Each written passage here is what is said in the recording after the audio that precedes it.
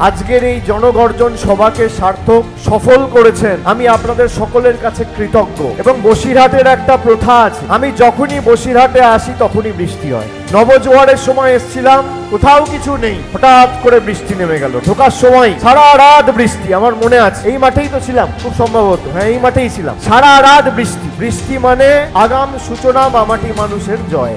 বৃষ্টি মানে সর্বশক্তিমানের আশীর্বাদ। বৃষ্টি মানে তৃণমূলের জয়, সময়ের অপেক্ষা। পঞ্চায়েতের সময় বৃষ্টি হয়েছিল, কেন্দ্রীয় বাহিনী দিয়ে পঞ্চায়েত নির্বাচন হয়েছিল, হাইকোর্টের নির্দেশে কেন্দ্রীয় বাহিনী ছিল। কি রেজাল্ট হলো? BJP, CPM, Congress ভোকাট্টা।